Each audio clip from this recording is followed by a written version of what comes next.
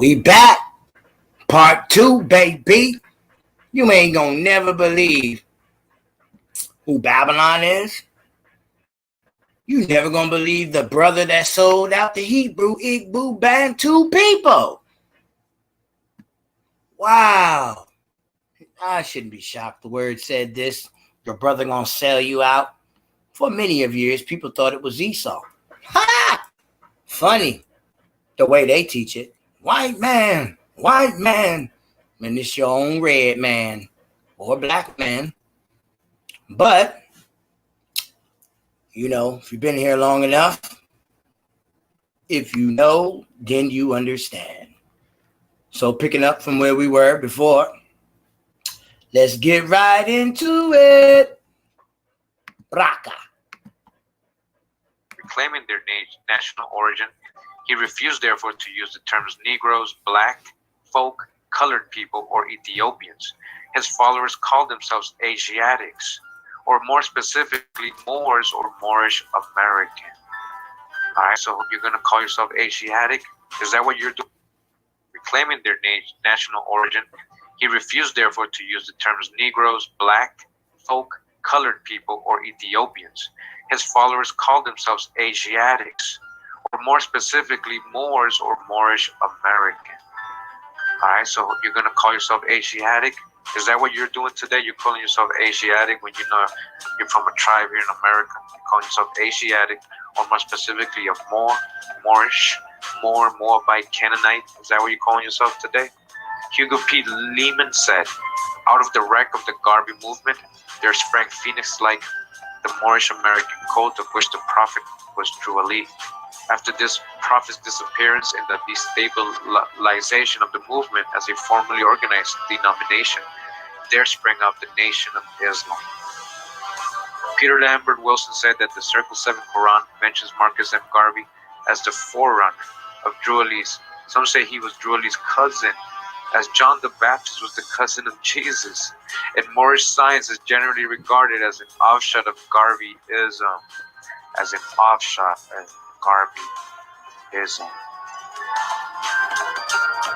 Alright, you dig on that. Wilson stated, socially and politically, this is true, but does little to explain the Islamic ingredients of Moorish science. Some scholars mention Ahmadiyya missionaries, but I find the hypothesis unconvincing. The Ahmadiyyas are very orthopractic, despite their heresies, and would at least have introduced the Islamic Quran, as they apparently did later with the Nation of Islam. Arthur Huff Fawcett stated, when the initiate becomes a full member of the cult, he's talking about the Moorish Science Temple, that's how he's calling the cult, Dutch the high deck, but in his eyes it was a cult. He was given a card, slightly larger than a calling card, which bore the following inscription. So it says, replica or star and crest of Islam. It says unity replica of the clasped hands, and it says replica of the Circle 7, Allah. This is your nationality and identification card for the Moorish Science Temple of America, and birthrights for the Moorish Americans, etc. We honor the divine prophets, Jesus, Muhammad, Buddha, and Confucius. May the blessings of God and our Father Allah be upon you that carry this card. So wait a minute. May the blessings of God and our Father Allah? So it's not the same? What do you mean? There's two gods here? What's going on? Upon that carry this card. I do hereby declare that you are a Muslim under the divine lies of the Holy Quran. Sikh of Mecca, love, truth, peace, freedom, and justice. I am a citizen of the USA. All right, so, you're a citizen of the USA, of the corporation. You see how it's in capital. All right, you're a citizen now of USA, or are you an aboriginal of Amaru'Kian?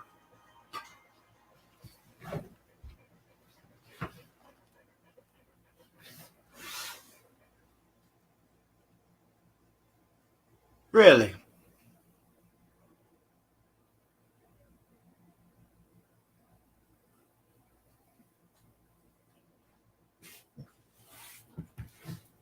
I tell you, boy, here we see some strange crap, don't we? At times still going. I'm waiting for the commercial to pop up. What's going on here? 1343.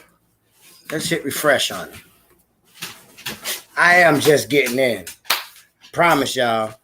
I'm out and about. You hearing my voice? I'm tired. We're going to get through this.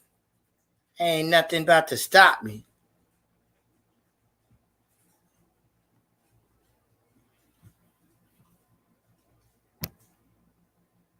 Oh, now you want to bring a commercial.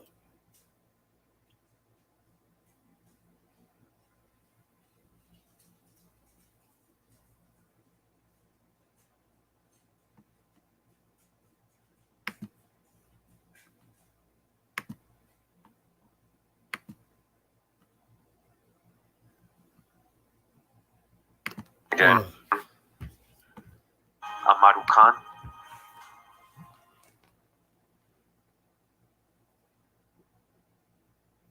If you're not making $158,000 per year, but you'd like to, I just had a commercial.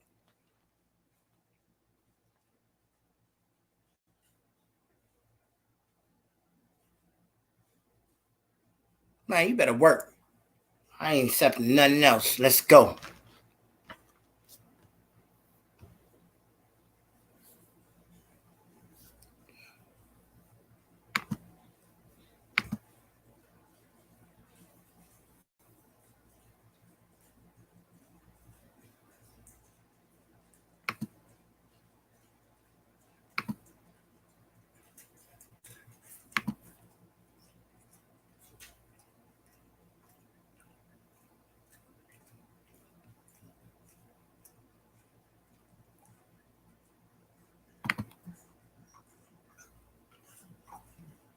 I ain't never seen this before. All right, so we're back in this complete book of the Noble Drew Ali and the Moorish Science Temple. I didn't understand that. Again, by Herbert H. Booker. This was his thesis in college, right? And he has another name which he goes by, which is Bay at the end. All right, we're going to go back to page 12. And it says here, the Prophet Noble Drew Ali, an overview.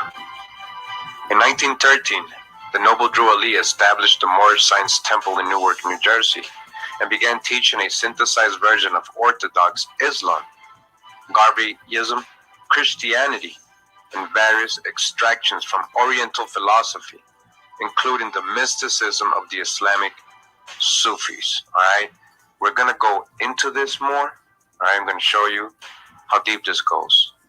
All right, I know a lot of you are saying, well, he's just reading this book from this guy.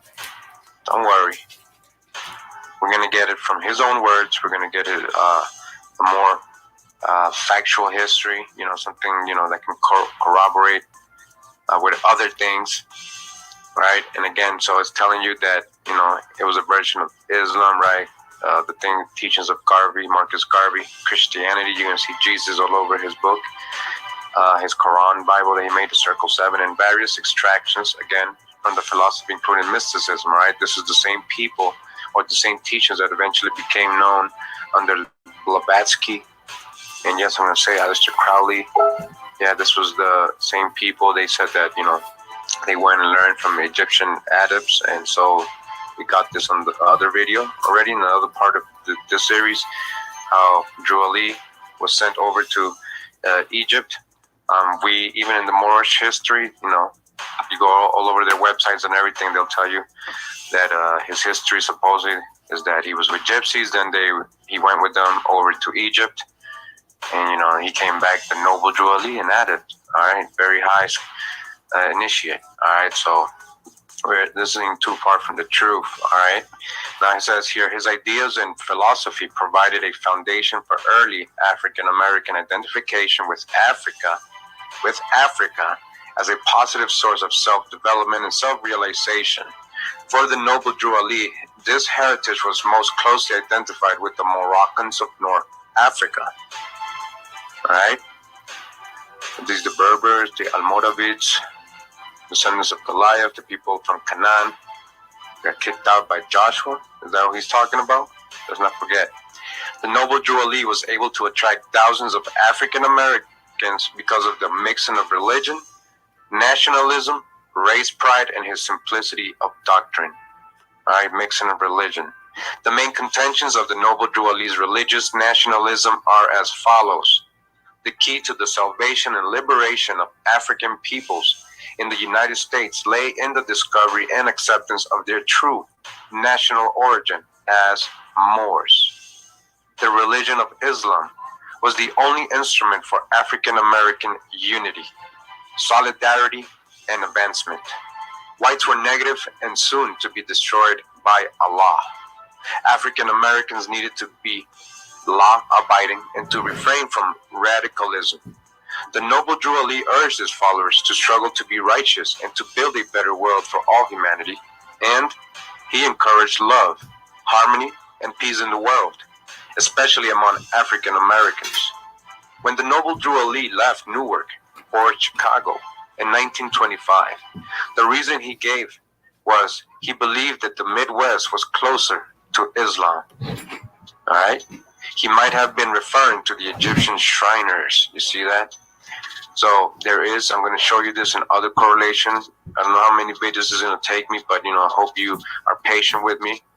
All right? I'm going to show you, many sources. There's many stories that, really don't get discussed, many things that, people are leaving out, and not correlating. All right? So, again, it says that he went to Chicago for a specific reason, because it was closer to Islam. And the dude's telling you straight up, he was referring to the Shriners, the Arabs, the secret schools that were there. So again, he might have been referring to the Egyptian Shriners, but also might have meant the Ishmaels or both. The Ishmaels, that's what I'm talking about. Who's these tribe of Ishmaels? It was said that the Ishmaelites were among the first converts of the noble Drew Ali in Chicago. All right, who? The Ishmaelites. Who are these Ishmaelites? We're going to get into that, all right? Just have patience with me. Just bear with me. It's going to be a little journey, all right? The first converts of the noble Drew Ali in Chicago. While in Chicago, the movement was disrupted by the appearance of a Russo-Syrian peddler of silks and raincoats by the name of Abdul Wali Farad Muhammad Ali. All right, you hear this? We're going to get also inside story to this character, who is said to be the same as W.D. Fard of the Nation of Islam. Right? He was a Russo-Russ, get the drop and con drop, Russo-Syrian peddler of silks and raincoats by the name of Abdul Wali Farad Muhammad Ali, who began luring some of the Moors away to his own brand of Islam. Seems that W.D. Fard has a long history here with the whole Moorish-Slave'S temple. The noble Drew Ali commented that there was a blue-eyed devil who was now stealing his followers. This was the same man who eventually split the Moorish-Slave'S movement and convinced Elijah Muhammad to join him in establishing a new organization, the Nation of Islam. All right? But you see, there's something connection here with noble Drew Ali. All right? They try to say there's not, but Farrakhan said something in 2014 in one of his speeches, right? Talking about noble Drew Ali. Check it out in his Savior's Day speech. And the Moorish Science Temple entered its golden age. Nonetheless, Chicago proved far more hospitable than Newark, and Moorish Science Temple entered its golden age. So he went from Newark, New Jersey, right? Remember, he had the Canaanite Temple, and then he went to Chicago. All right. It was officially incorporated in 1928. The same year, the noble Drew Ali inaugurated Unity Hall. In 1920. All right. So now we're actually in the book that noble Drew Ali,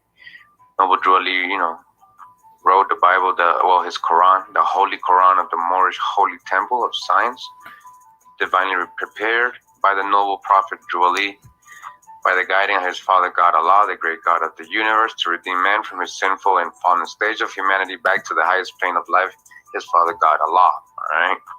So it says, know thyself in Allah, the genealogy of Jesus. Say, what? The genealogy of Jesus, life and works of Jesus in India, Europe, and Africa, in the land of Egypt. All right. Those are New Age, Aquarian age readings, gospel book, all right, teachings, all right. That's from the Holy Prophet, all right. Him, his Mason turban, right? Remember, he broke it down for us.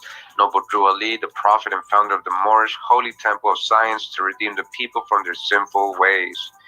From their sinful ways. All right, and this is Sultan Abdul Aziz Ibu Suad, the descendant of Hagar. Hagar, now the head of the holy city of Mecca. All right, Hagar, who was Hagar?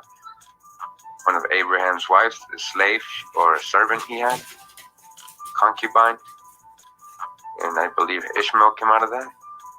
So he's a descendant of that. It says, all right, and so his book starts with Know thyself and thy Father God Allah. The genealogy of Jesus with 18 years of the events, life, and works teaching in India, Europe, and Africa. These events occurred before he was 30 years of age. These secret lessons are for all those who love Jesus and desire to know about his life, works, and teachings. So Jesus, all about Jesus, right?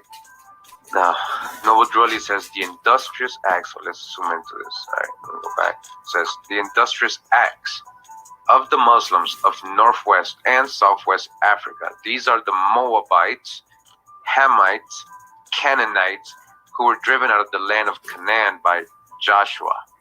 What? So Noble Drew Ali, remember, so you thought it was Sheikh Way L who's just saying that, making that up. He's quoting Noble Drew Ali. Noble Drew Ali is letting you know that the industrious acts of the Muslims of Northwest and Southwest Africa, remember that was Mexico, America, Al-Maroc, according to the Moors. These are the Moabites. So you are a Moabite, you're a Hamite and Canaanite only? What about Shem and Japhet's kids and his lineage, who were driven out of the land of Canaan, America, by Joshua? So where's Joshua's people in all this? So I thought everybody was a Moabite or Moor. So what about Joshua's family or Quetzalcoatl's family, Yahawashi, who drove you out of Canaan? And then what happened? All these people, Moabites, Hamites, Canaanites, had to receive permission from the Pharaoh of Egypt to settle in that portion of Egypt. In later years, they formed themselves kingdoms. These kingdoms are called to this day Morocco, Algiers, Tunis, Tripoli, etc. All right? These are the descendants. They became Morocco, Algiers, Tunis, Tripoli. All right, Libya, North Africa. Yeah.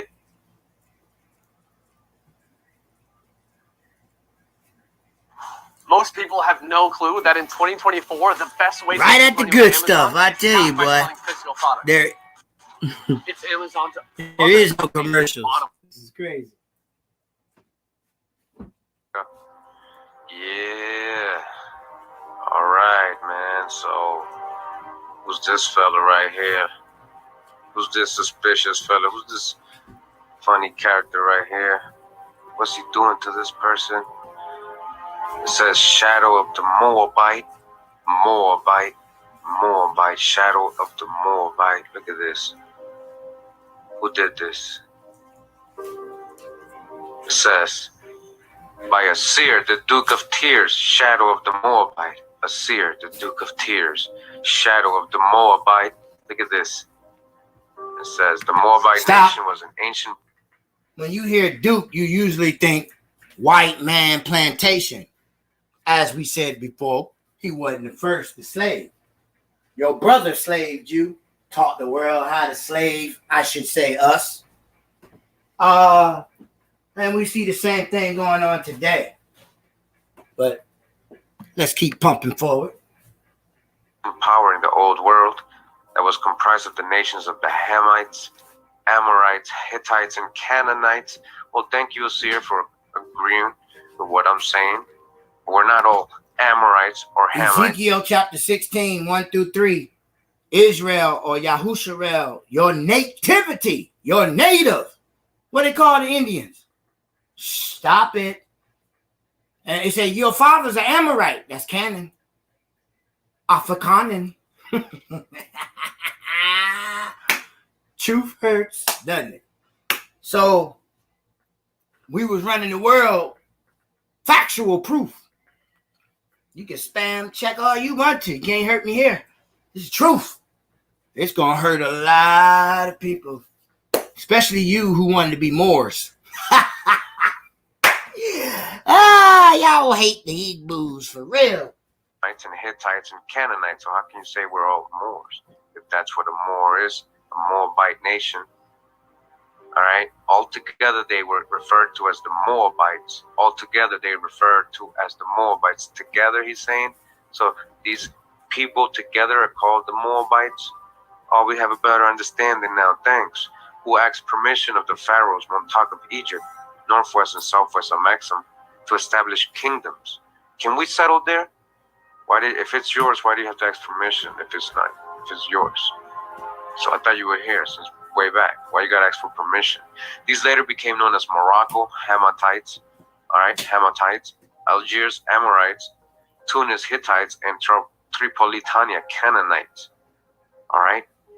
So, Moorish-Slave'S, America. Factual and archaeological, we got the highest pyramids, the tallest Babel Tower. Who bewitched you, Galatians? Galatians chapter 3. Who bewitched you? They built our stuff on top of the stuff. That's how much they hate us. They don't want you to know your heritage. They don't want you to know your DNA. They scared of you all the goddamn way around. Well, when does the queen come into here? We see what brother done sold us over, but you're going to see why he sold us over. He don't hate us. Kind of like when your Bible say Potiphar put Amenhotep, or I'm Joseph in charge after him. Oh, Egypt didn't like that. They said, well, he said his bailiff said, well, he looked like us. That's the only way we can get away with it. But he ain't us. Okay. Today, y'all allegedly say black American. There's no such thing as that. The hell is that? But I go over there in Africa. Hey, family. No hate. They ain't not gonna greet me the same way. Sad deception of my folks in South Africa and the Africans that I already deal with. Shout outs, Keenan. All right. Keenan Brinks. The deception of that. All right. They see me in the spiritual tribe family. Well, buddy, we are nowhere near spiritually like mature when we dealing with them. All right. And now we know they the real West. We know they were spiritual. We know the jinn gave them, you know what I'm saying, the secrets. I don't care if you're talking about Sumeria. He was in Mali. Mali is the lower Egypt or lower Africa. All right, because the top is low and the bottom is high. I don't know why they did that. Just like they said that the Mesoamericas is north. The hell, we middle. What are you talking about, bruh? And they the underworld over there in Iran and Iraq. They're not no Middle East. What the hell is that? But we all ate the bait and got hooked like a fish. You know what I'm saying? And so now we got the facts, the temples, the Grand Canyon, hell, the middle of the United States make Osiris, but they tried to teach you it's an elf. Woo! Had to catch everybody up with what we already said. Now, we in America, so when you start hearing Babel, you start hearing Kemet, you start hearing Egypt, don't think over there. That's where they got caught building. Nobody got caught building over here. The stuff that they built over there is a copy of what's in the damn mountains over here. Built in the mountains. I showed you Enoch is the only city in the world, Craig, even in the 2/3 worlds we can't even get to. Utah. Then it said Japheth gonna own all the islands. Apparently Japheth must have been black because Jamaica, Dominican Republic, I don't see Europe. But niggas, get out here. You said, nah, we done. Stick a fork in it. Albinoism. The bino gene is in every animal. You deplete the substance of your power. The Christians call faith. Yep, that melanin, that's what makes you get that pigment. And so the Most High created you, you would have that to the full source. Well, since Christ came, no more Greek or Jew. So you can't say that now. But now we're gonna go back into history and show you why your brother sold you out. That nigga was a slave too. So you can understand where this is going. And that's when we're going to run into the queen. That's how we get to the 13 colonies. Nigga, where we get the 13 colonies and we own all the lands. And why was there only 13 and it's the same 52 that we got now? Nothing changed. You know what I'm saying? Nothing changed. It's the same doggone handgun looking thing. You know, maybe a little bit bigger than what they show us, but nothing changed. All right. So now when I read the Bible, I hear Babel, I already know I'm in the Americas. I'm saying ain't that phony jabroni boo-boo no more wanting to go to, let's go to Africa. That's what took our ass on the boat and we were building over there. They didn't have that. It was already here. And the Mitso Amaru'Ki, or the Amaru'a, which is, I am the great mother, the life water, substance, the understanding of the flow. The Bible's got it. Don't play with me. Now we know what we're talking about now. Are the genetic remnants of the antediluvian world. Talking about the Atlanteans. This treatise gets into who these people really were as compared to who we were taught they were. Enjoy. All right, so shadow of the Moabite, shadow, a shadow of the Moabite. Lot daughter, Ben Amin, and more. The Moabite. Follow along. Seer the Duke of Tears. So where was Sodom and Gomorrah? Oh, the Right, Pacific and the Atlantic Bermuda. It's called Biography of the Moors by Brother Claudius M.L. from the Moorish Holy Temple. And he says, the Moors, founders of the first permanent civilization of the old world.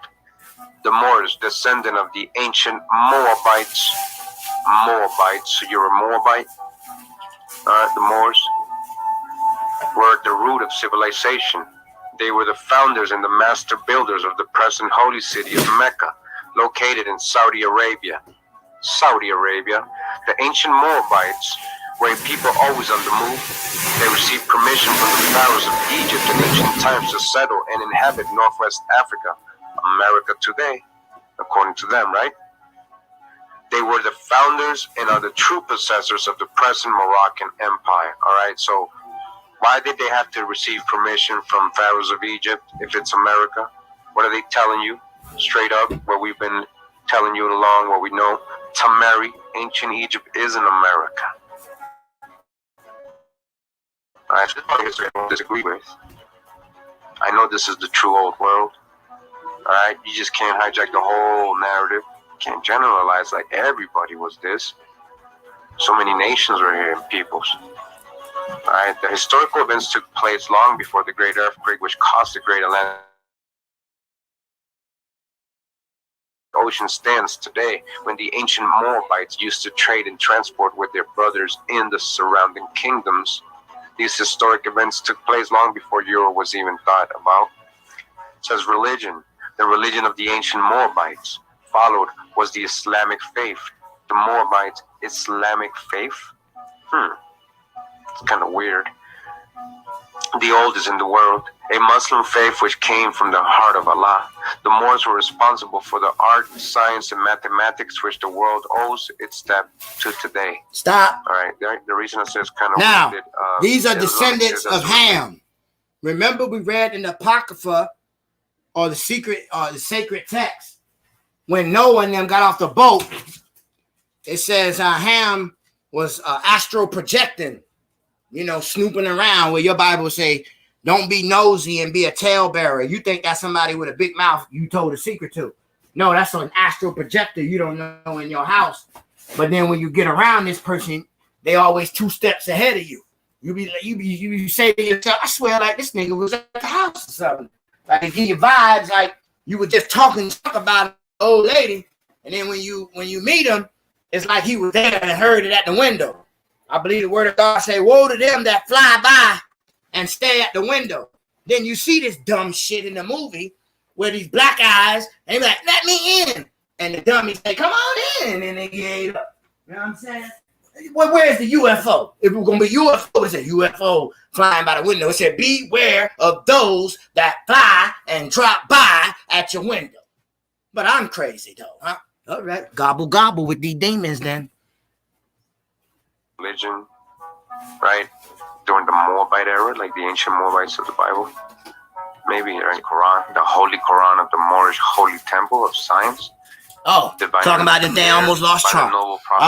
It said Ham was astro projecting, and he heard his father Noah mumbling in his drunk state. You know, he out of it. He was talking about Cain, how Cain killed Abel or Havel, and Ham said, "Shoot, it's already 3 of us: Japheth, me, and Shem." Remember what it said? It said it gave him a, well, just the term I use. You know, when a man we don't want no more kids, a vasectomy. But it said that the Arabs, or the one with the black curly hair, remember? And they swear that's us. Hell no, that's not us, man. You talking about them BBs over there. And so when we figured that out, remember y'all? It said he sliced spleen. Noah couldn't have no more kids. Remember me saying, oh, no wonder Noah woke up and knew what the nigga did. And that hurts. You know what I'm saying? You gonna feel that in your balls when you come to 2. And so he took him from having kids again. So that's why he only had those 3. But they tell you, Japheth was this color, he was this. Listen, everybody here was melanin. All right? And if you was a melanin, you had the albino gene, like any other doggone animal, plant, or species. All right? So, nature will tell us. So he took being fruitful and multiply. Now you see why Noah won't say, man, we're going to curse your grandson. I'm saying, y'all going to be servants. Listen, y'all going to be servants. What's the Arab and BB doing? Huh? They got the stoves. They got the doctors. They real good. You can go to the white man doctor right now. You're going to see a BB on the wall saying they made medicine. And you be hearing my people, nah, we the ones did it. We was first. Man, damn about being first, nigga. If you know what to do, well, why you letting us die and go to the witchcraft and be on the chemical? Stand, nigga, be like Brother Yaki. And get out here and start help changing people's lives and stuff. And you too be raised up to the nations. Be like Rashad Jamal and take a stand. Niggas think you crazy, don't know if you with God or not, the way you talk. Then they see when trouble come and the Holy Spirit scoop you up out of it. Yeah. Now everybody want to be your friend now. Oh, really? Let's keep pumping. Julie. It says here, chapter 1, the creation and fall of man. All right. And it goes on right there. All right, we're not going to read all this book. The education of Mary and Elizabeth and so on in Egypt. All right. So these are apocryphal teachings. You know, I have actually, this is from the Aquarian Gospel of Jesus Christ, the PCN age. I had that book a long time ago when I was into the whole New Age thing, because there was no info out there, no internet, and I didn't have no ties with no secret society, so adepts or, you know, who had high degrees of knowledge, you know, teaching stuff like this. All right, but I'm glad I did, because then I might have been influenced some way. All right, so I was able to look into my own research, right? It says Elihu's lessons in just like me. Right? So I'm not going to go through the whole thing. I'm just going to get to the parts I want to show you real quick. Just another example, says chapter 5, after the feast, the homeward journey, the missing Jesus, the search for him. His parents find him in the temple. He goes with them to Nazareth, symbolic meaning of carpenter's tools. The grand architect, a mason. All right, so it's all about Jesus, right? So, again, more. Chapter 6, life and works of Jesus in India among the Muslims. All right, even in India, Jesus. All right, got that account in the Aquarian Age books. Says chapter 7, the friendship of Jesus and Lamas. Jesus explains to Lamas the meaning of truth. All right, Jesus going all over the world. This Jesus. Remember, this is a Canaanite Jesus. This is not the same Jesus as the Christian Jesus, because this is, according to Noah Droli, he's a Canaanite. All right. Jesus reveals to the people their sinful ways. So, did you know that the Holy Quran of the Moorish-Slave'S temple had a bunch of Jesus teachings in it, like New Age, Aquarian Age teachings of Jesus in it? Chapter 10, Jesus spake unto the unity of Allah and man to the Hindus. All right, so Jesus. Shout out, brother Conscious Soul. All right. Chapter 13, Life and Works of Jesus in Egypt among the Gentiles. Says Jesus was Elihu and Solomon in Egypt, tells the story of his journeys. Elihu and Solomon praise Allah. Jesus goes to the temple in Heliopolis and is received as a pupil. Heliopolis, where they worship Thoth, the city of Thoth. He was the grand god there. Remember my Thoth videos, right? So also the place where supposedly where Mary went to hide with baby Jesus. And Heliopolis, Thoth's sacred place. Chapter 15, Divine Ministry of Jesus. Jesus goes to the wilderness for self-examination where he remains 40 days. Is subjected to 3 temptations. He overcomes, returns to the camps of John, and begins his teachings. This is like the New Testament. All right? Yeah.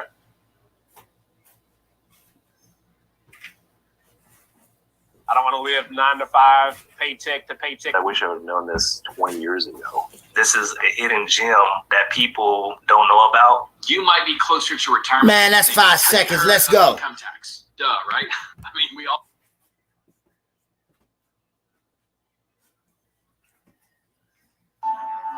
All right, this is chapter 17. And this one's interesting. It says, Jesus appears fully materialized before Apollo and the Silent Brotherhood in Greece, appears to Claudius and Juliet on Tiber near Rome, appears to the priests in the Egyptian temple at Heliopolis.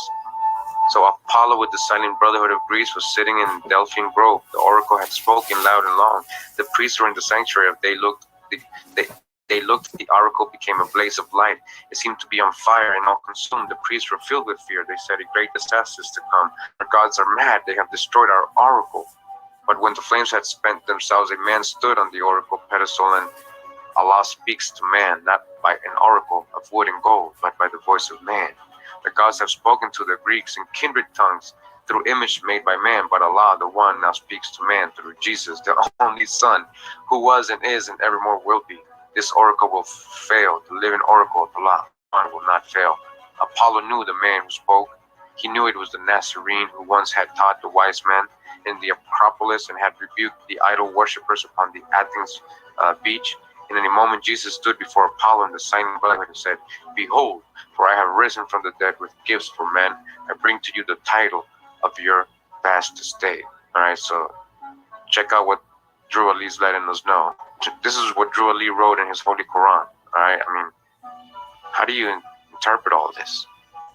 You got Jesus, then you got him talking to Greeks, Apollos, right? Chapter 19. Jesus appears fully materialized to the Eastern sages in the palace of Prince Ravana in India, to the magician priests in Persia. 3 wise men speak in praise of the personality of the Nazarini. Wow. Ravana, Prince of India. All right, so yeah, so you can see Jesus still all over this book. Chapter 19. All right, so once we get to chapter 20, all right, so it starts talking about other stuff. So it says holy instruction and warnings for all young men. Then it gives us marriage, right? Advice on marriage and all that. And then duty of husband. All right, so it gives a lot of lessons. And then I want to get to another specific part.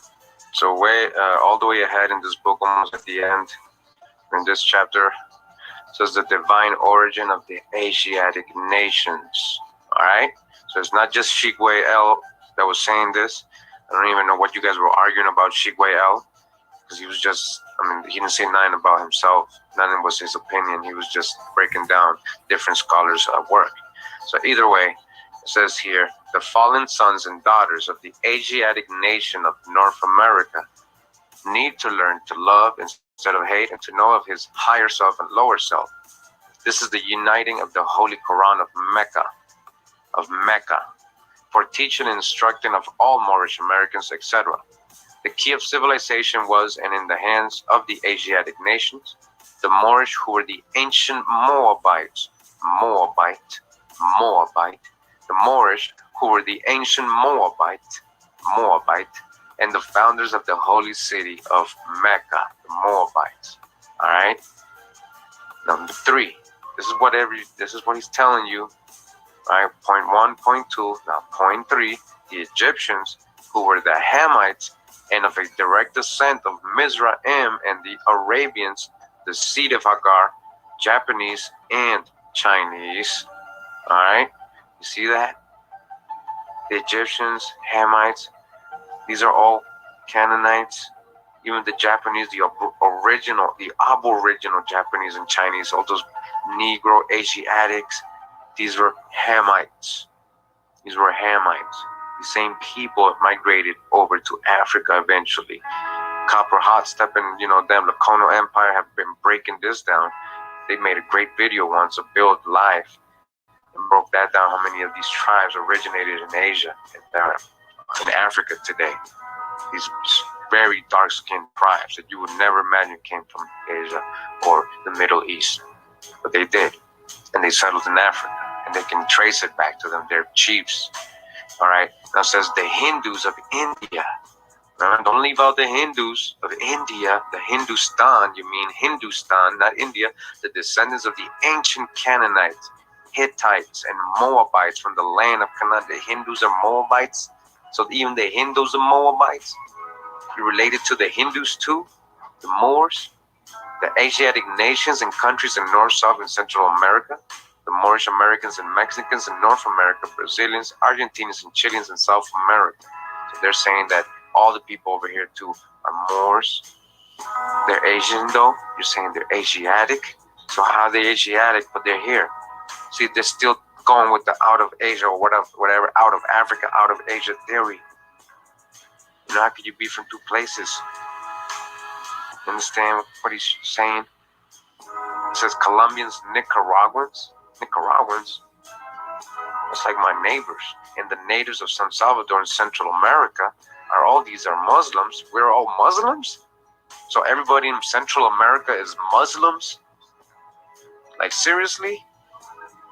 My 13th great grandfather is Chief Garabito. He wasn't no Muslim.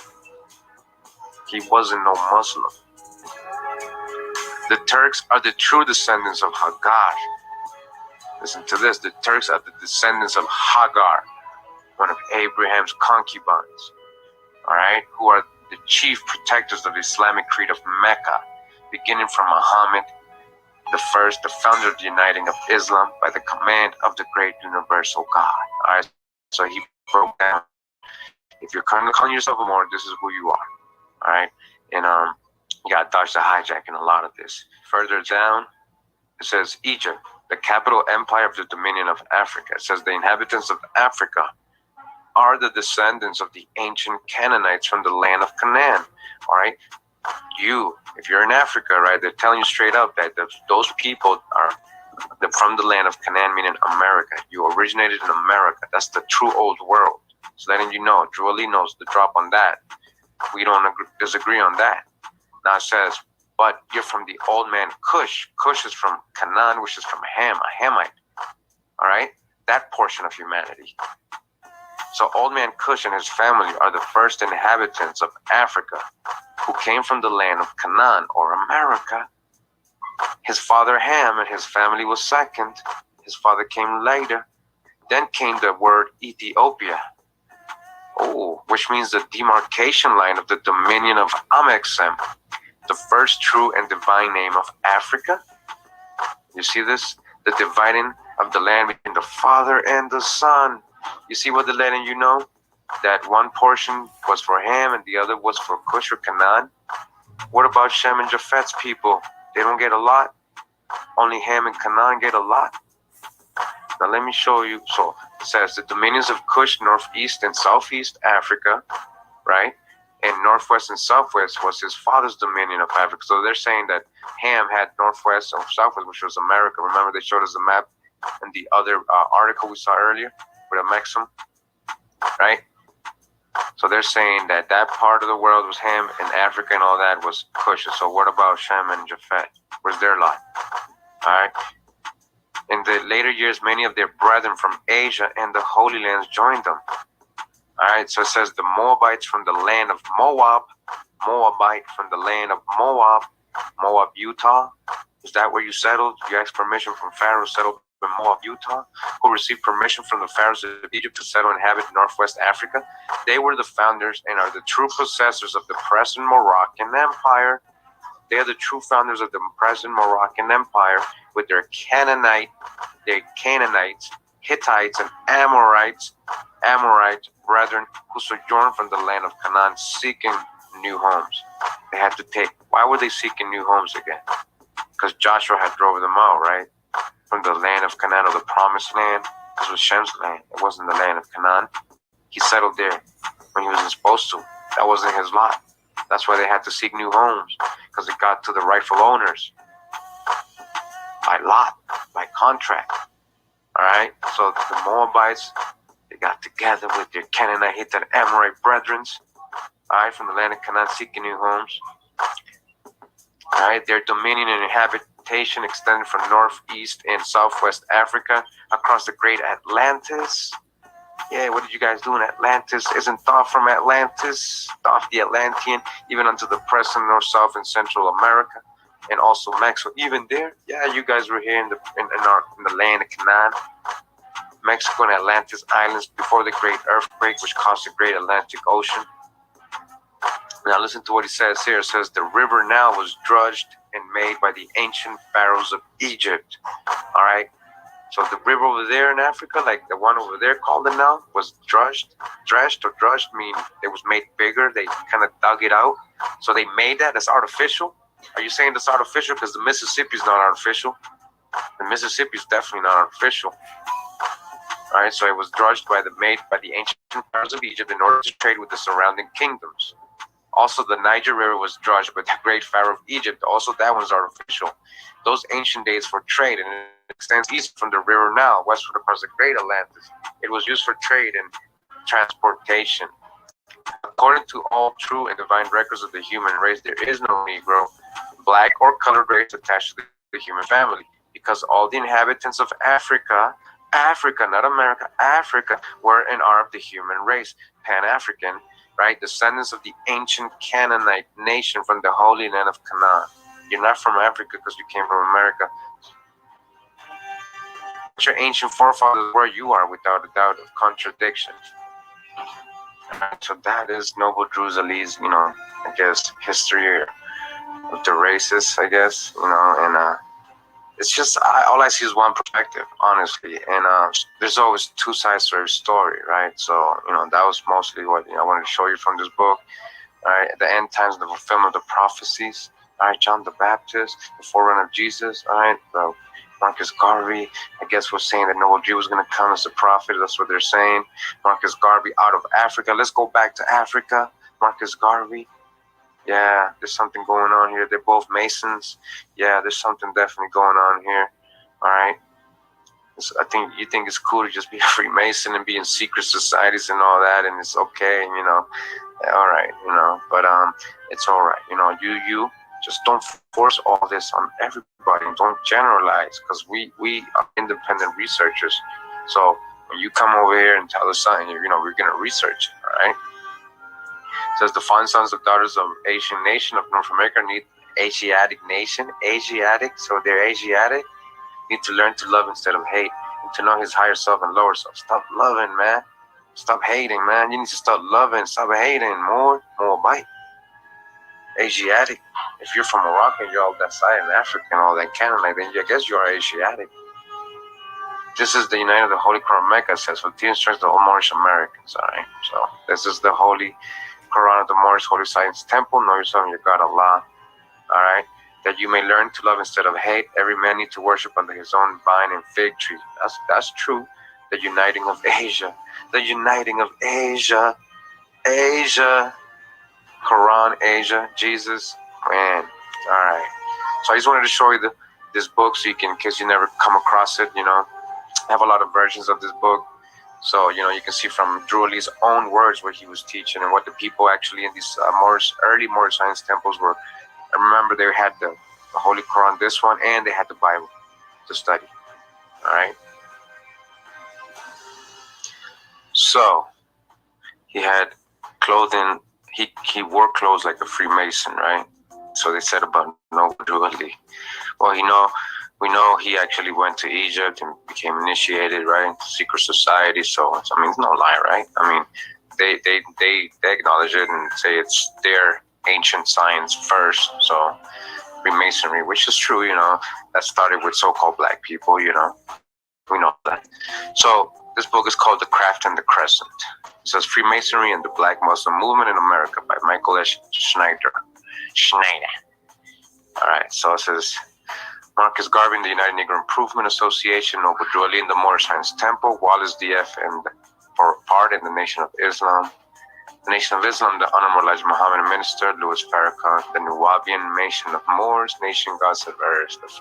All right. Introduction of this book, it says, this paper sets out to show the influence of Freemasonry in the Nation of Islam, NOI, and the group leading up to the NOI's formation and those who rose out of it.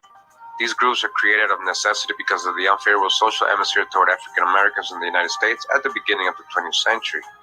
The groups that lead up to the Nation of Islam were the United Negro Improvement Association, led by Marcus Garvey and the Moorish-Slave'S Temple. You hear that? Again. The groups that led up to the Nation of Islam were the United Negro Improvement Association. And that was led by Marcus Garvey and the Moorish-Slave'S Temple, founded by Noble Drew Ali in allegiance. I will touch on each of these groups and show their relation to the Nation of Islam and the influence that these two groups had on W.D. Farr and Elijah Muhammad, the two men who are responsible for the creation and development of the NOI theology. All right, so I just wanted to show you this, all right? A lot of people say, no, it never happened. These two people never met or whatever, but... So we're at the New York Times here, right?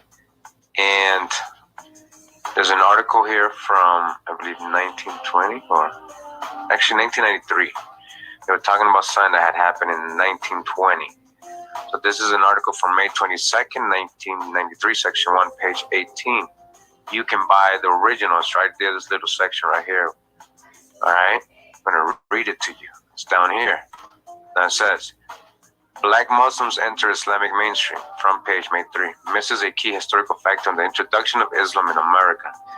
Now it says the Ahmadiyya movement in Islam, an Orthodox universal community, was the first successful organized effort to introduce Islam in the United States and was most successful among African Americans, or the Aboriginals, so-called African Americans. You're not an African about you. Check your genealogy. We already broke it down. You've been here. So it was successful among you. It was a whole movement to put this like doctrine into you. There was a whole movement from all the way on the other side of the world. All right. Missionaries were sent to America. Missionaries were sent to America by the Ahmadiyya movement to propagate Islam. The first being Mufti Muhammad Sadiq, who landed in America on February 15th, 1920. Muhammad Sadiq became close to the Universal Negro Improvement Association founded by Marcus Garvey. All right? And preached Islam to the Garveyites, whose members then included Elijah Muhammad and who? Noble Drew Ali. Elijah Muhammad and who? Noble Drew Ali. They were part of the Universal Negro Improvement Association. All right?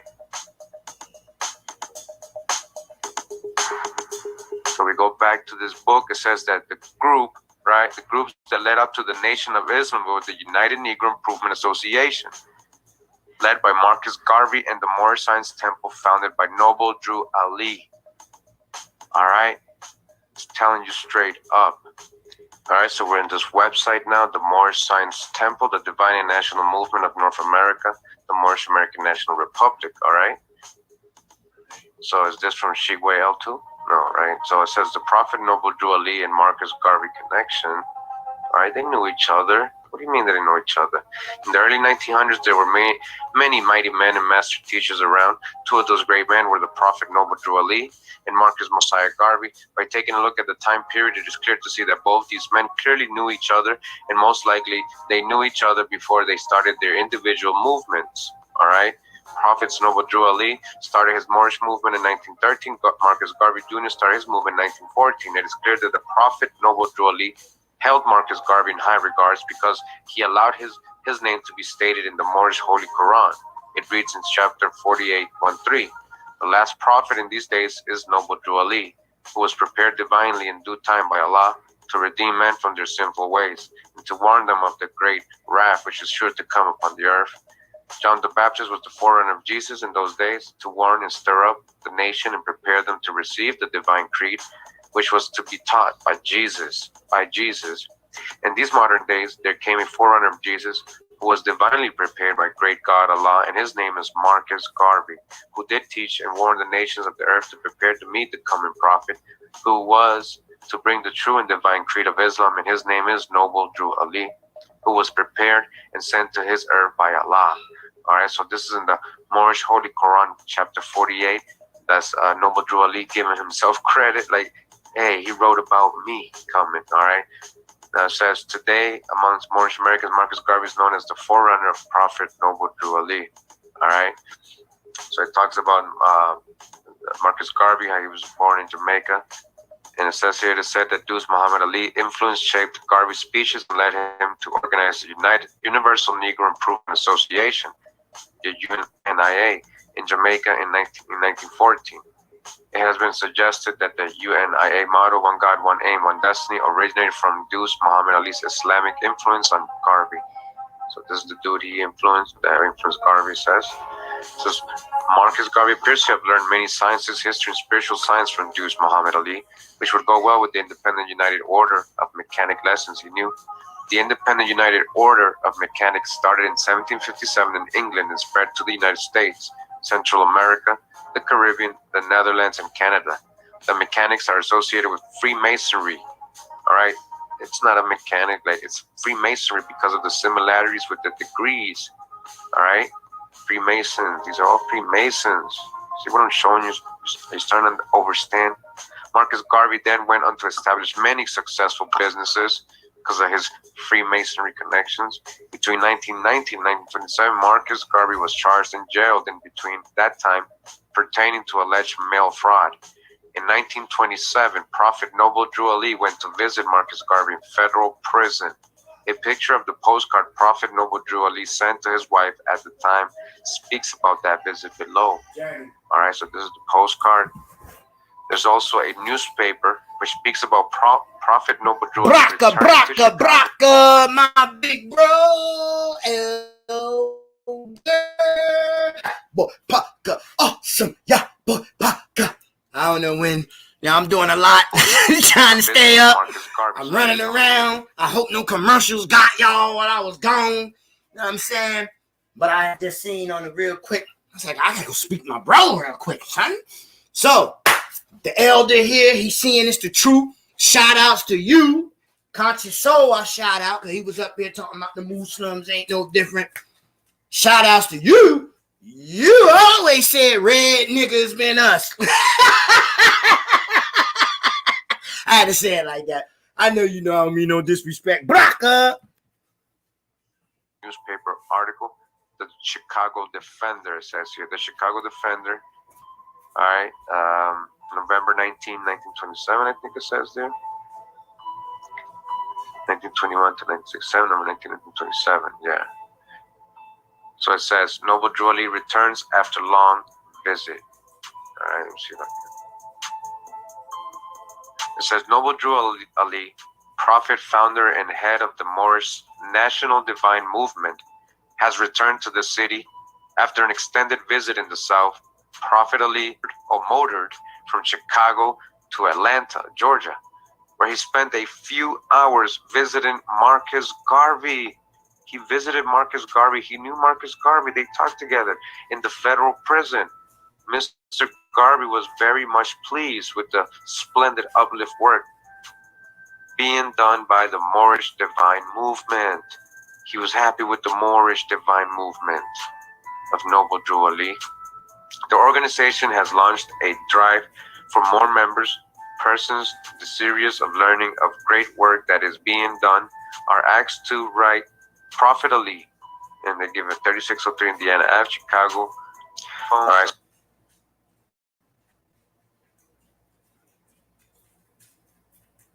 Why did dogs live longer in the 1970s? Back in the 1970s, a golden retriever's average lifespan was a full 16 to 17 years. Today, our beloved dogs are only living about half that many years. How can this be possible? There are undoubtedly a ton of factors at play, but one increasingly significant concern is right in their food bowls. Why do dogs lick their paws or eat grass? Why do dogs get itchy skin? Why do dogs get mushy poops and achy joints? Most importantly, why do so many dogs die before their time? There's a lot of reasons, but in my experience, almost every aspect of a dog's health can be influenced by two things: adding the right foods to their diet and avoiding the wrong ones. My name's Katherine Heigl. You may know me from TV shows like Firefly Lane or Grey's Anatomy or movies like 27 Dresses. But what you might not know is the thing I'm most passionate about is dogs. And this video is my complete guide to canine superfoods that can help virtually any dog improve their mobility, their odors, their poops, their skin, their breath, their dental health, and just look and feel years younger. And you can do all of this at home in your own kitchen. My mom, Nancy, and I started the Jason Debus Heigl Foundation 12 years ago. And since then, we've helped place over 16,000 dogs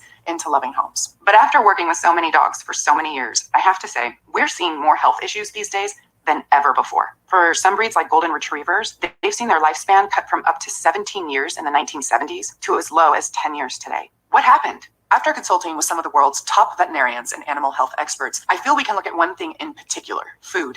The problem is most dog foods, even premium foods, contain really gross stuff. Like if it says meat byproducts in the ingredients, that might not even be meat. That's code for basically carcasses, beaks, feathers, not good stuff. Another problem is the way some companies cook dog food. Kibble and canned foods are often cooked at really high temperatures. And when that happens, you get these things called advanced glycation end products, or AGEs. AGEs can be terrible for health. These nasty little guys can cause inflammation, which can lead to flatulence, discomfort in their joints, especially in older dogs, allergies, mushy poop that's hard to pick up, itching, and paw chewing. But worst of all, AGEs are a carcinogen. And the crazy thing is, these dog food companies don't even have to list AGEs on the label because it's not technically an ingredient. AGEs can form from high heat cooking. So what's the solution? How do you feed your dog something you know isn't just safe, but can actually make them look and feel and act younger? Well, you want three things: super healthy ingredients, cooked with very low heat from a source you trust. The problem is, I couldn't find any dog food that actually met these three things. So I decided to do something about it. I put together an amazing team of people who are experts in pet nutrition, and we created Superfood Complete. Superfood Complete is the perfect food for any dog you want to look, feel, and act healthier than they have in years. And it contains not just 5 or 6 or 7, but a whopping 33 of the healthiest proteins, vegetables, superfoods, adaptogens, omegas, and prebiotics on the planet. And it's air dried. That means cooked low and slow, no high heat. This is the way to help keep our dogs healthy. Let me tell you, over the years, I've had so many dogs, but I have never seen my dogs wolf down a food like this. All 6 of them just devoured it. One person told me, "Katherine, she's like a brand new dog." I start with premium protein-packed beef to help give dogs a strong, healthy body. In addition to beef, we also include nutrient-packed beef liver and beef heart. When your dog eats liver, it's actually good for their liver. When they eat beef heart, it helps support their heart health. I don't have to tell you that organ health is a major factor in your dog's longevity. So getting these cuts into this recipe was a must for me. There's salmon, which is great for supporting your dog's heart, blood pressure, cholesterol, and can help them keep a healthy weight. Plus, this has superfoods you won't find in almost any other dog food, like flaxseed, which can help support your dog's achy joints, their skin, and even their gut. We've got sweet potatoes for healthy eyesight, pumpkin, which can help dogs with occasional diarrhea or constipation, chia seeds, one of the highest antioxidant foods a dog can eat.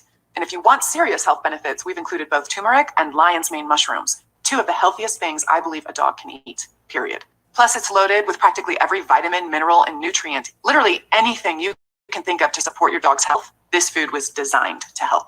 Okay, now let's talk about how you can give your dog Superfood Complete and see these amazing changes for yourself. I told my team from the beginning, Badlands Ranch is going to make the highest quality dog food, and we're not cutting any corners. The good news was, when it comes to quality, my team hit a home run. We found trusted sources of amazing beef, fantastic salmon, wholesome veggies, and tons of my favorite superfoods. The problem was the price they were quoting me, $60 a bag, which isn't bad. And actually, I would have gladly paid that to know I was giving my dogs the very best nutrition. But here's the thing. We learned that by selling directly to consumers, we could not...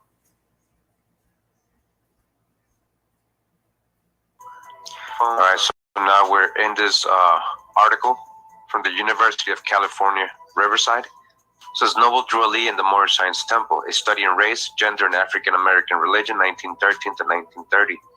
This is a dissertation submitted in partial satisfaction of the requirements for the degree of Doctor of Philosophy and History by Stephanie Ann Wilms, August 2014. Doctor of Philosophy, Graduate Program in History, University of California, Riverside, August 2014. Dr. VP Franklin, Chairperson. All right, and I want to go to a specific part that's talking about Drew Ali.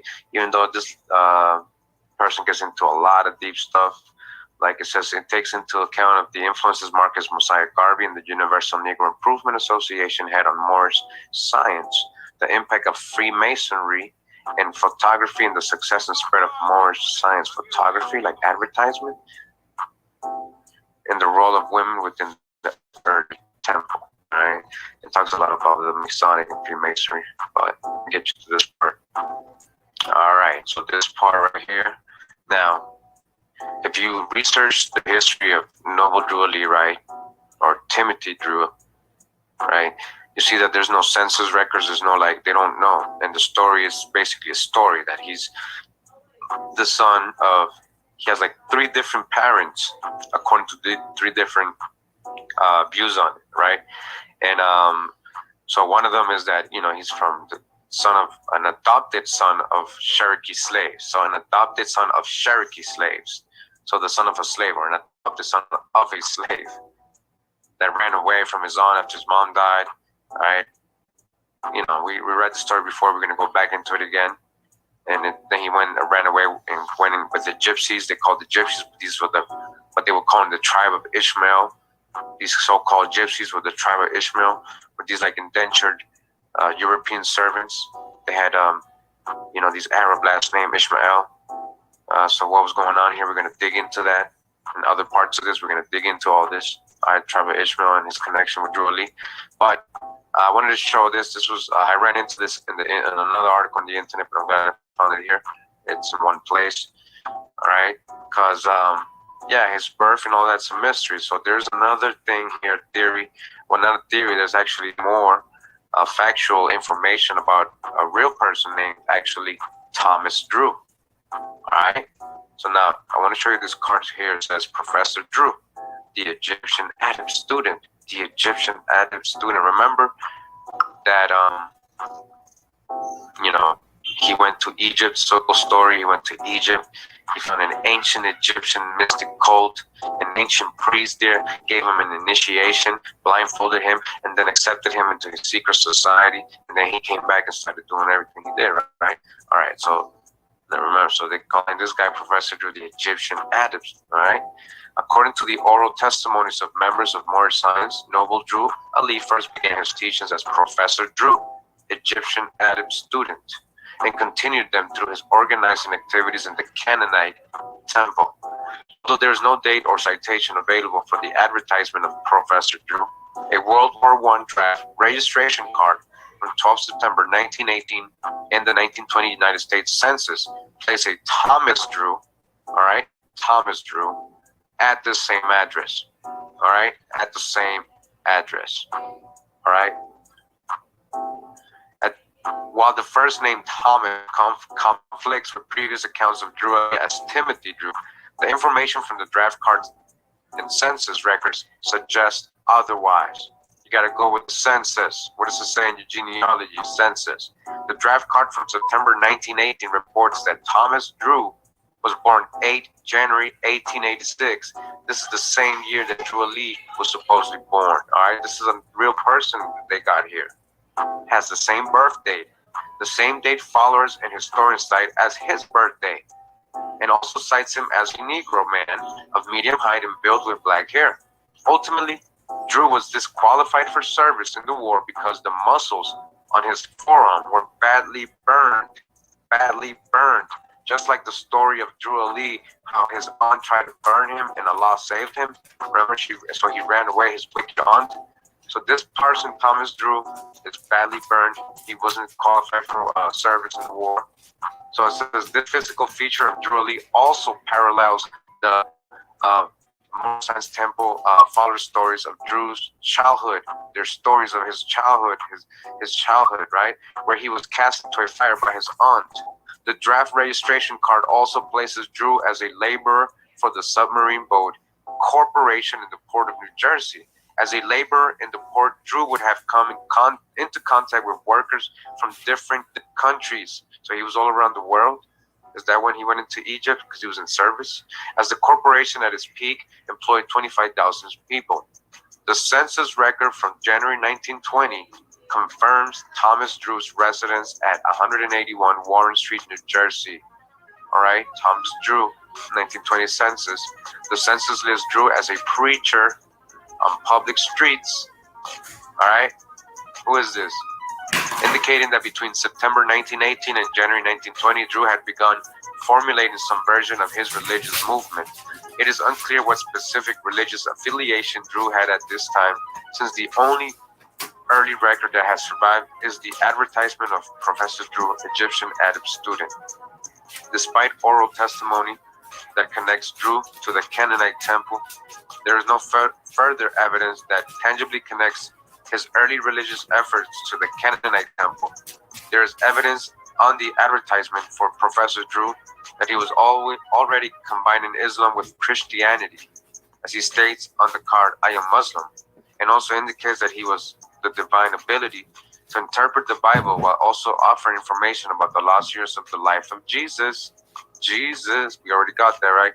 Research Abdul Hamid Suleiman, an Egyptian Muslim, reveals his organizing activities associated with the Canaanite temple and its connections to African American Freemasonry.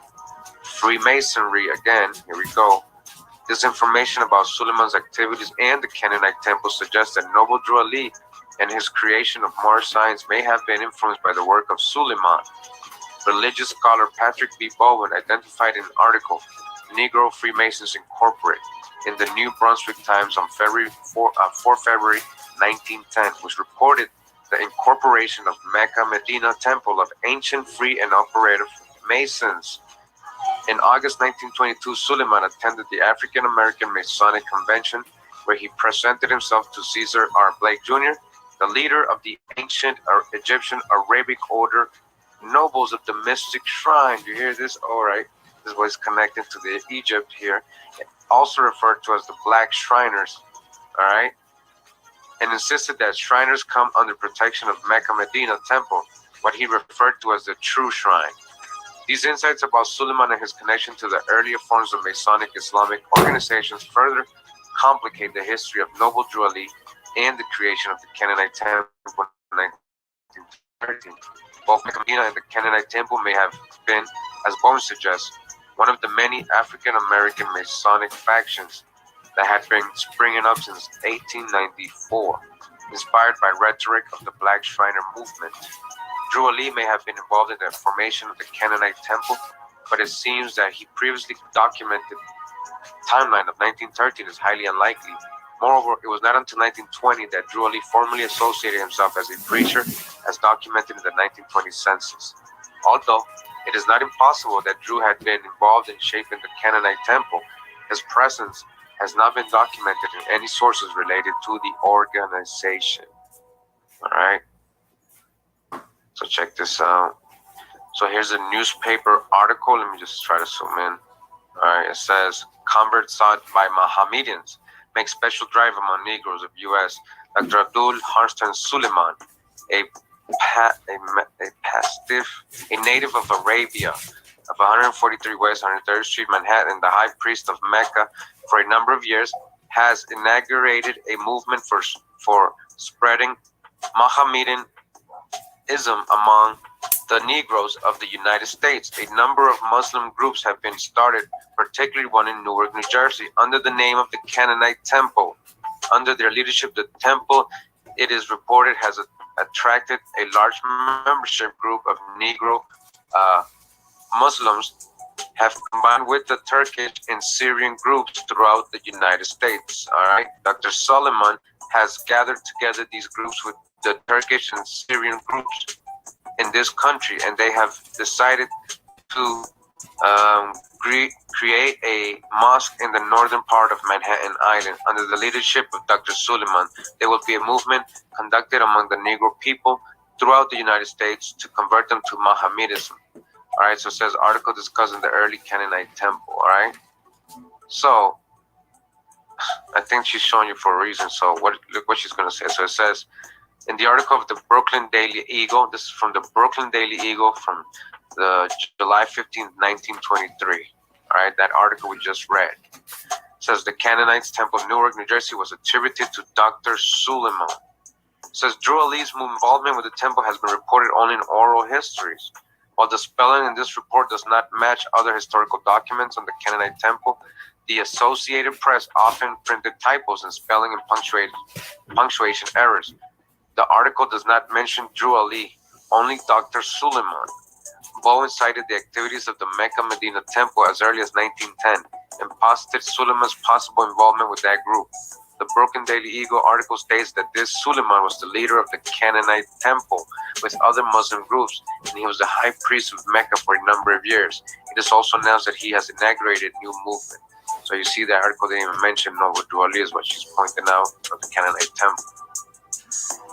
All right, so we're back in the book, The Craft and the Crescent, Freemasonry and the Black Muslim Movement in America by Michael Schneider.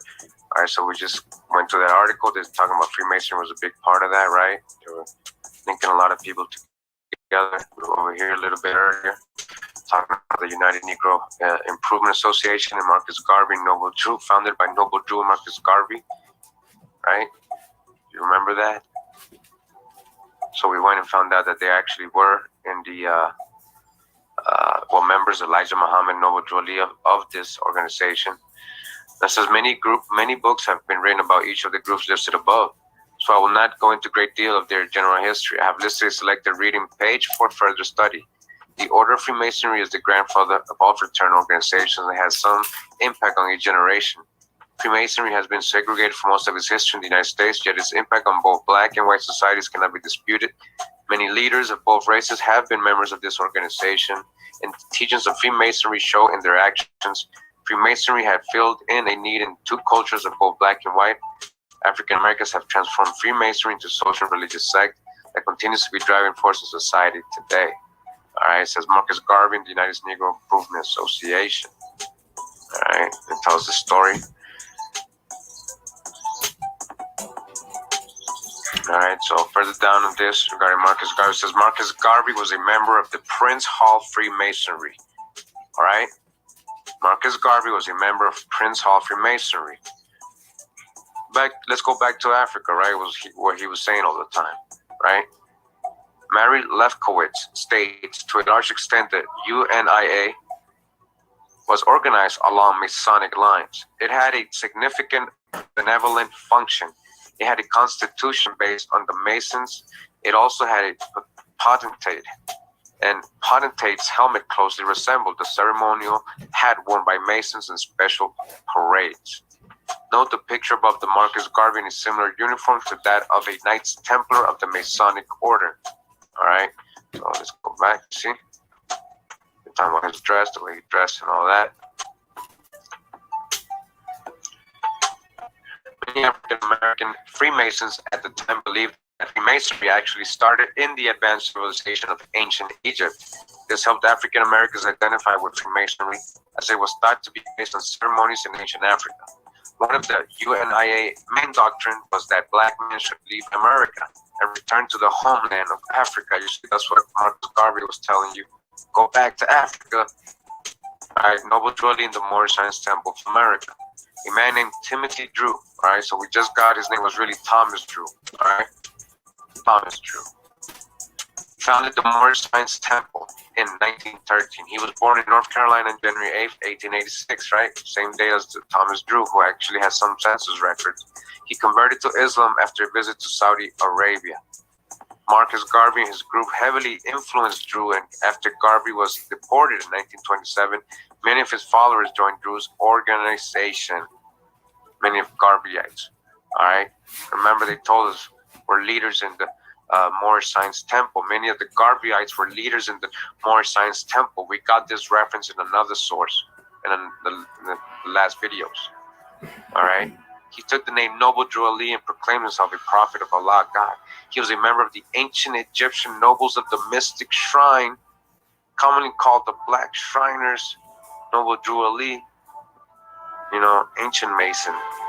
The men in this Moorish-Slave'S temple wore fezzes as part of their dress. They were also required to wear colored shorts with elastic just below the knee and uniforms or robes of purple or red, which resembled those worn by the Shriners. They were considered to be Asiatic or Moors instead.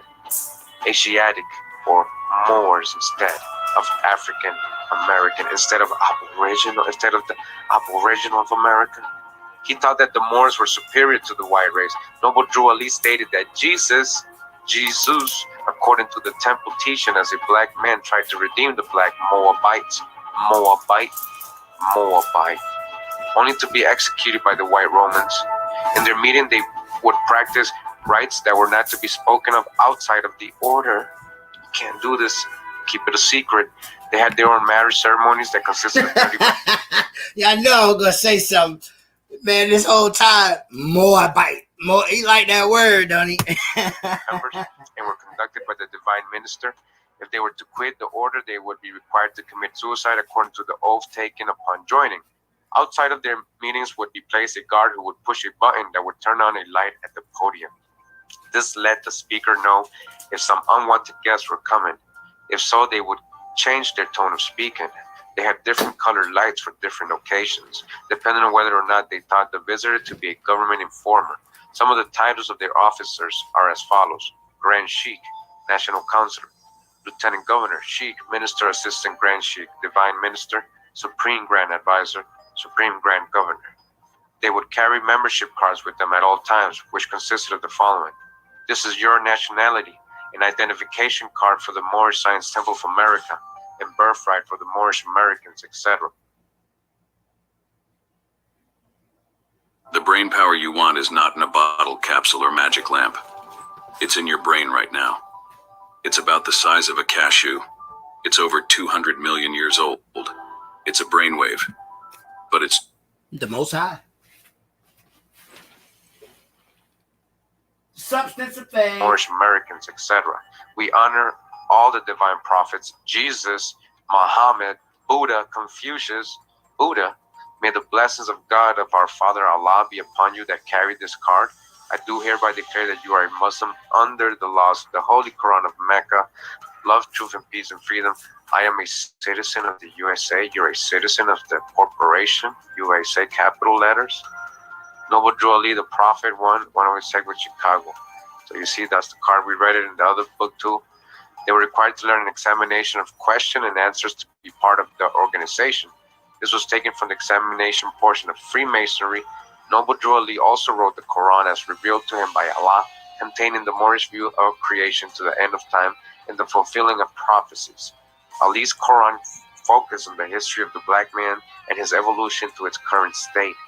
This Quran in no way resembles the Holy Quran used by practicing Muslims. After death, Ali, John Gibbons L., claimed to be the new prophet and continued the organization. It is still in existence today, mainly in major cities. There have been several offshoots, mainly because of power struggles within the organization. All right.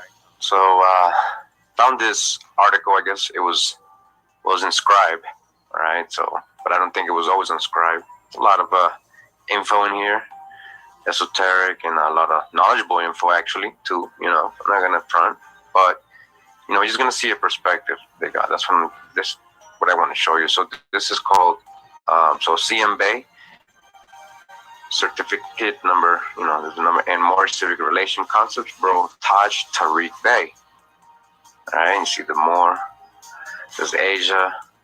All right, you see all the compass and all of the Masonic symbols, the handshake, the brotherhood. All right, degrees of knowledge, 360, right? All right, Moors, Order of the Round Table, Civic Science Heritage class. All right, zoom in a little bit.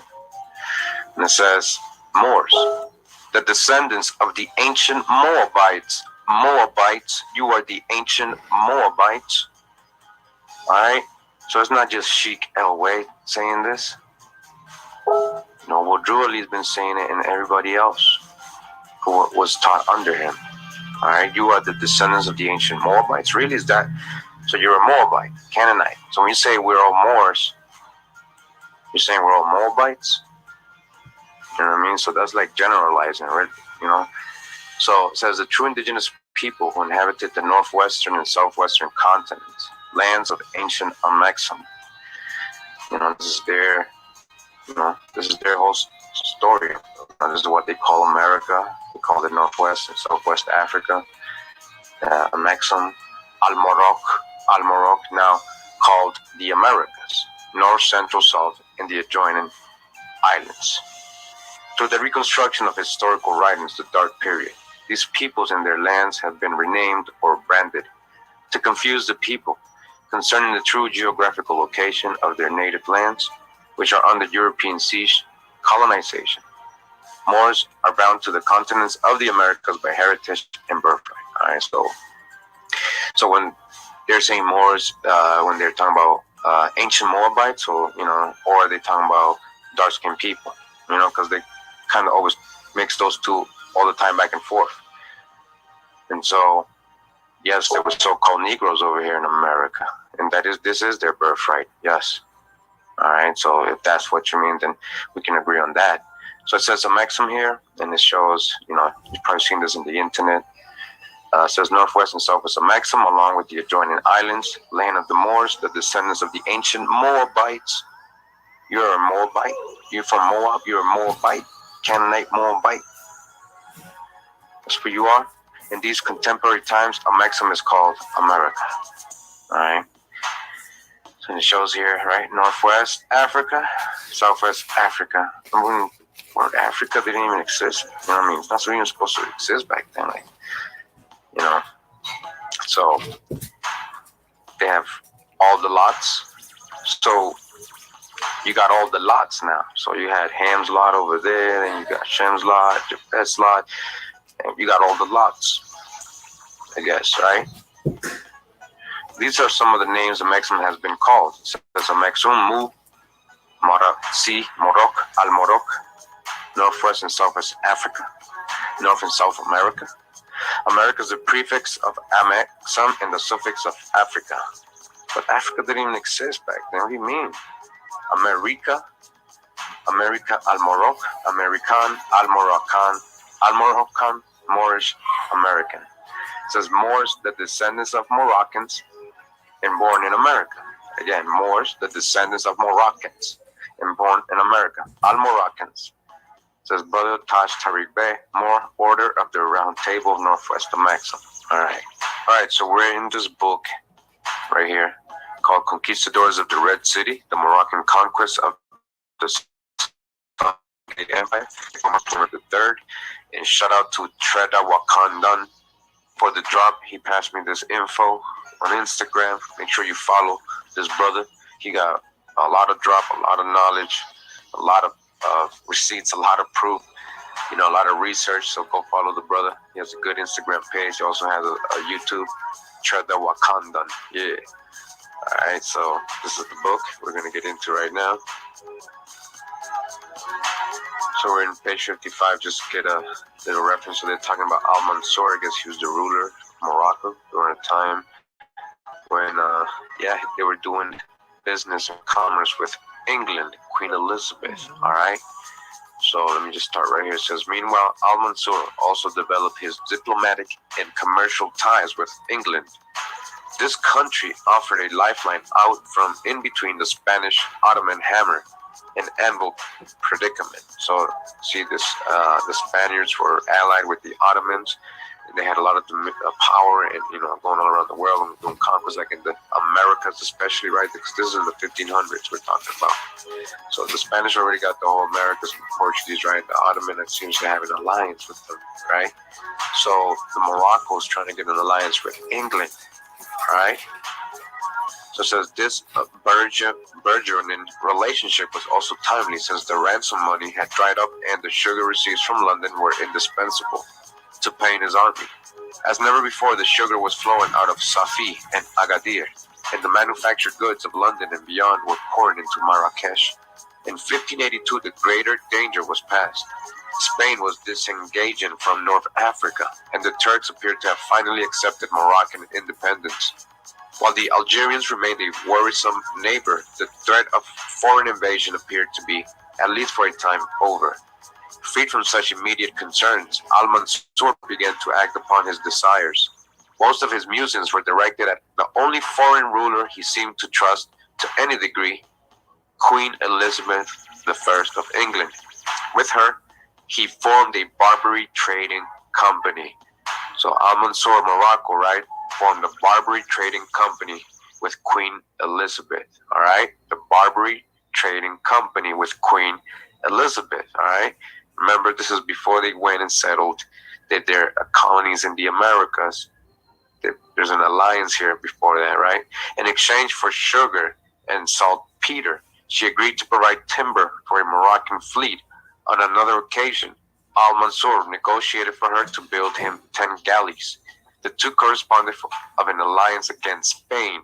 Against Spain, that means everything they own. So if Spain is in the Americas, right, if they got the whole Central America and the Caribbean and parts of South America already invaded and conquered, they mean they're going to go after them there. They plotted to support the candidacy of Don Antonio Prior of Crato to the Portuguese throne, which Philip II of Spain had assumed in 1580. The Moroccan Sultan pledged to provide foodstuffs to an English force in an attack on Lisbon. Al-Mansur even went so far as to propose that Morocco and England divide Spain's New World colonies between them. All right? You see what's going on? I'm trying to tell you. So Morocco had an alliance with England, and they said, let's get together, right? And let's go take over and divide Spain's New World colonies between them, all right? With Morocco taking off the more tropical varieties, such as the West Indies. They were like, give us the West Indies. We like that. Given Moroccan expertise in sugar cultivation. Who went to make plantations in the West Indies? Morocco. Right? They sent pirates. These privateers, they call them. They were sending pirates to invade the Spanish ships. We went over this in my past videos, right? Who are these pirates? Remember? They draw them as pirates today because that meant Negro Loro or dark-skinned Loro, a Loro, a Lora. That means parrot today. That's why they show you parrots. Because the pirates, these captains, a lot of them were Moors. They were the ones who knew how to sail the world. All right? They were pretty good at it. So they said, hey, fuck it. Let's get together. I got sugar, because Al-Mansur was growing sugar in Morocco, right? They have a lot of sugar exported all over the world. They're like, fuck it.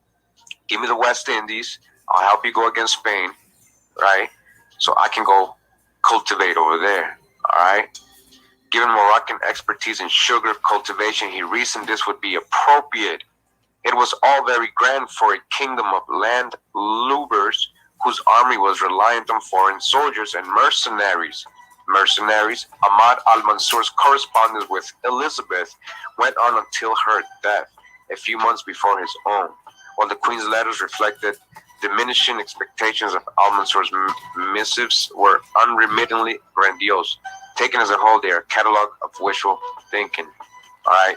They say wishful thinking, but we know what's up because we're about to show you something, all right? So I just want to go to another page in this book.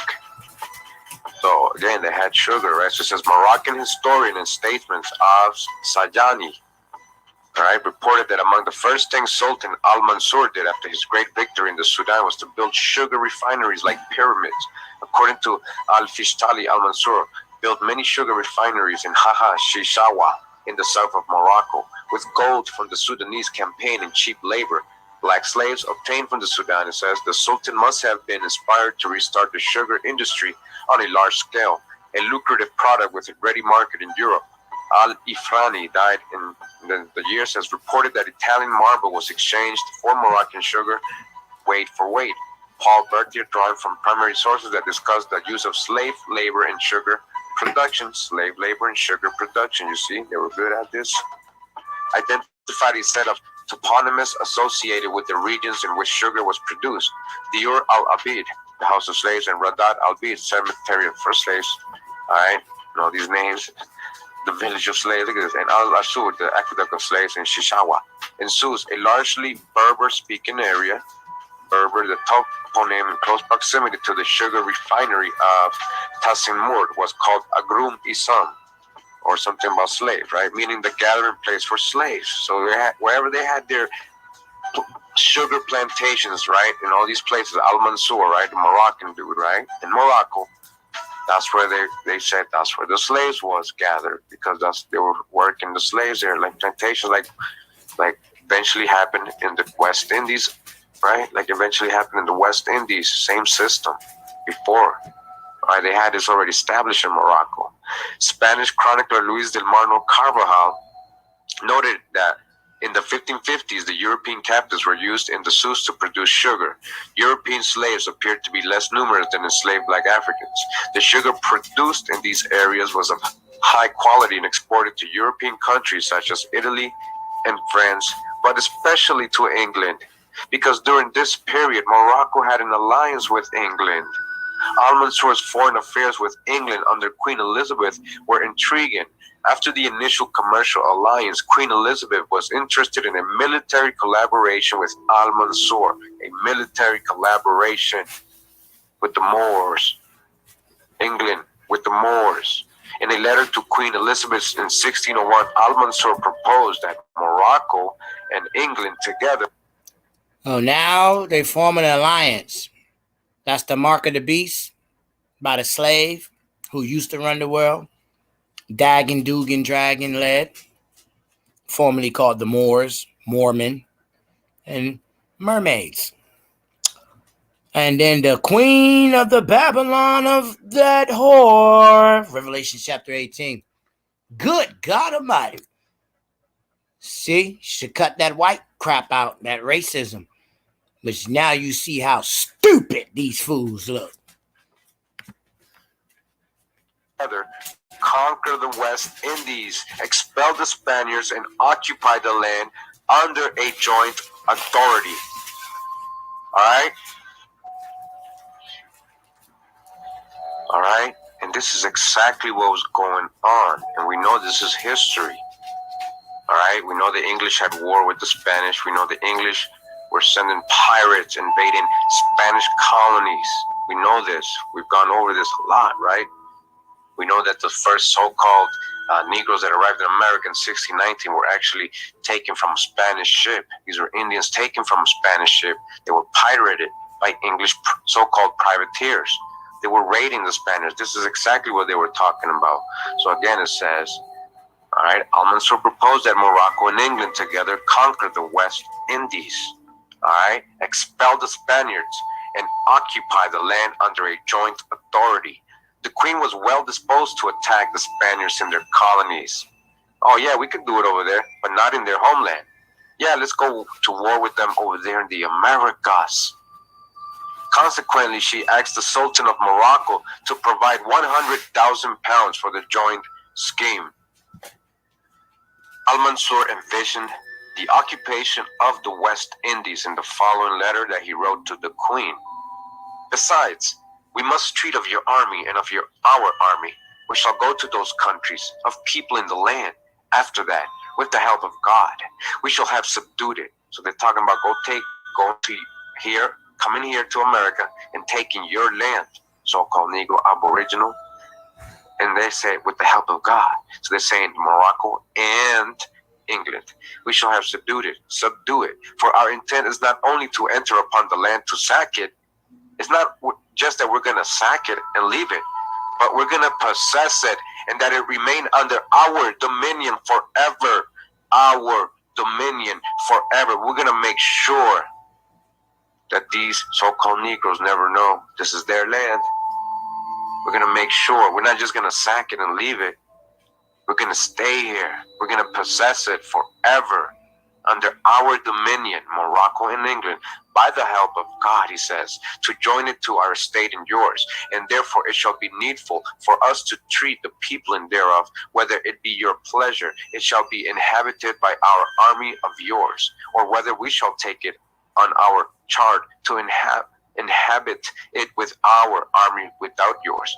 In respect of the great heat of the climate, where those of your country do not find themselves fit to endure the extremity of heat there, and of the cold of your parts, where our men endure it very well, by reason that the heat hurts them not. So that he wants the hot parts. That's what he's saying.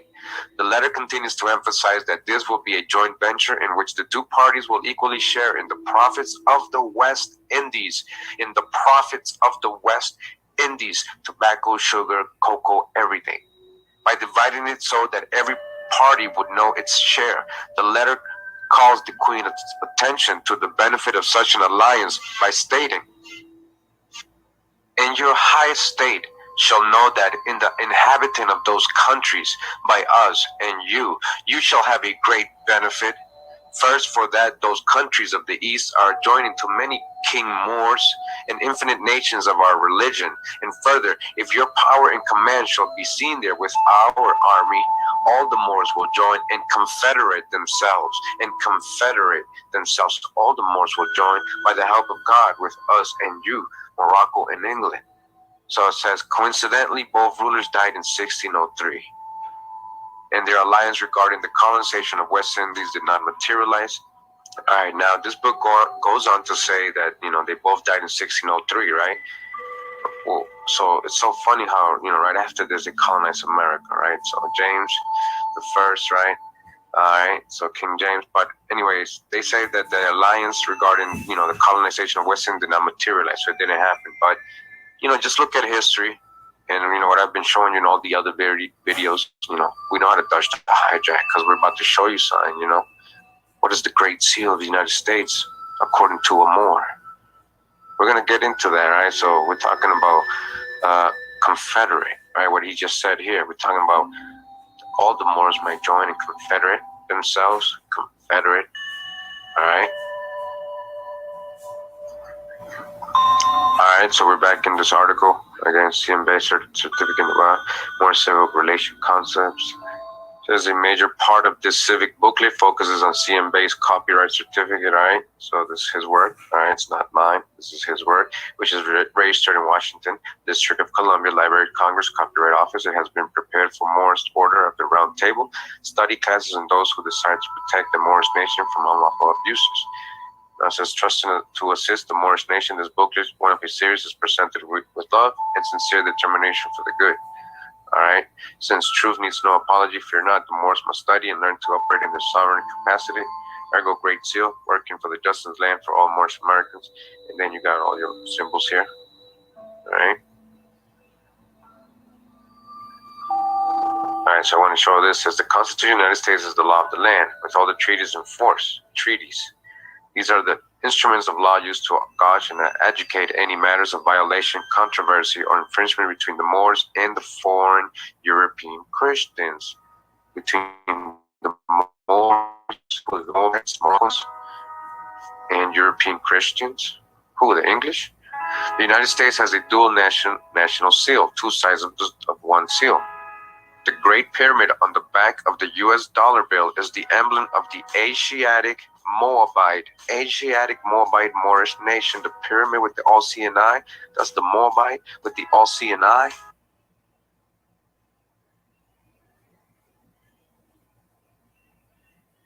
I was told by my urologist to throw away all my blue pills and do this one simple blood flow trick that he learned at an event. So I was pretty skeptical, to say the least. But once I saw my member standing strong as steel after doing this odd thing, I was in absolute shock, and so was she. If you're struggling to rise up to the occasion or getting soft when you shouldn't, give this a try and let me know how it works for you. Tap the blue button below to watch a quick video to see how to do it for yourself. This will help free you from needing those embarrassing blue pills, procedures, or invasive exams, and no longer have to deal with those awkward moments when you can't get up when she's ready to go. Check it out now by clicking the button below. Just tap the button below to get started.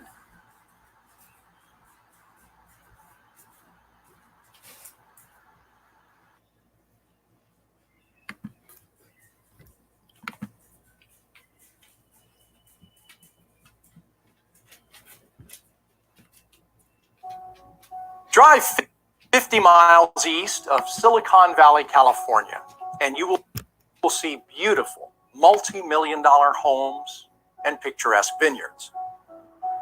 Then, how old is I Am Rock? I'm a rookie. America to marry ya. Where it all started. Well, now, your brother enslaved you. Your brother hates you. He was a slave, and he was like, we're going to concoct a story. And that's where we are now. Look at that. Thank you for coming out. I'm BC the Tishvite. BC the Ivet Root. Braca.